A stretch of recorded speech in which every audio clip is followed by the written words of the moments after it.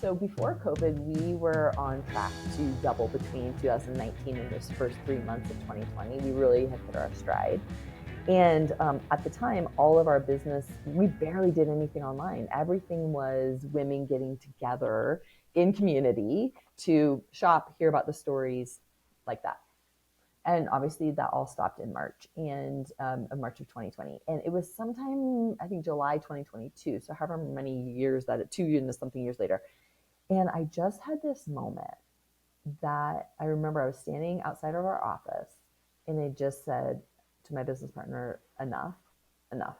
This no longer is the trajectory I will live my life. I was only going to sleep when I was getting sort of that nauseated feeling of Oh tired. no. That's when I would fall asleep. And it was day after day after day. And so I finally had this thing of like, this isn't why I started this company.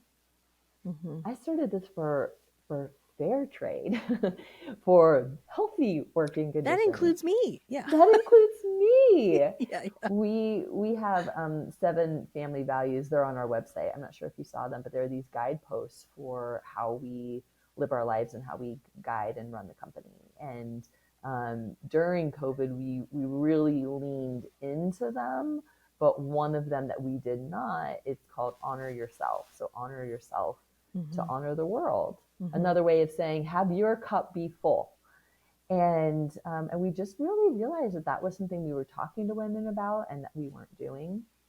And so we started putting some agreements in place. So I personally like the context of an agreement versus a boundary, Hmm. because in a boundary, this is just my thinking, okay, but a boundary is like it either is going to be crossed or it's like a stop, right? Hmm. Where an agreement is something that's collaborative, made with usually another person, where both people are in on the conversation.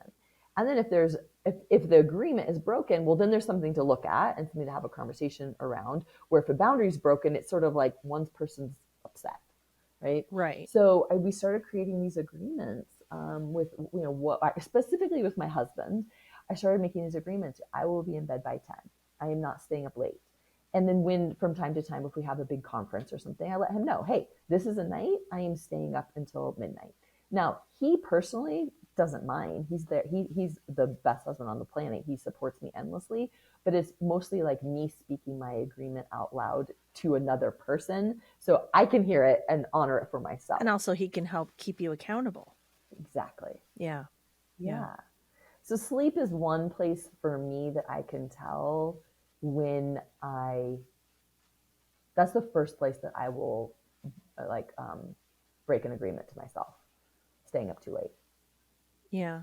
I was like that, and also the putting in the 12 18-hour days, and I've really come to recognize there comes a point where my brain is just tired, we're in diminishing returns, and it's just Absolutely. I could sit here and force myself to do this for another 2 hours, but what I produce is not going to be quality, and I'd rather go rest my brain and crochet for an hour and go to sleep early and wake up early the next day refreshed than push and push and push and push. And I used to be literally 12, 18-hour days, day in, day, and then you feel, you literally, your body hurts, you feel sick, you feel run down, you feel that burnout feeling, and I literally can't do it anymore.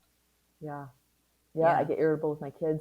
I don't know if you've had this experience too. It's called Parkinson's law. I think I read this in like 4 Hour Work Week 100 years ago. It's But familiar. um, yeah, it says that things will expand to take up the space that it Oh yeah. has, and specifically it's talking about time.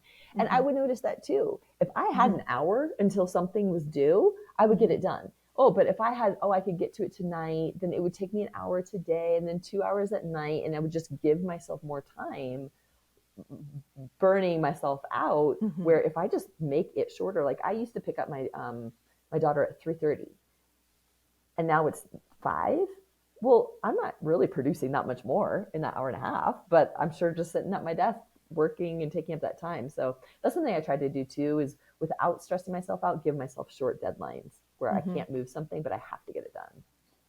Yeah, and the other part of that for me is I'll say I'm going to give myself an hour to work on this thing, and I do one thing at a time.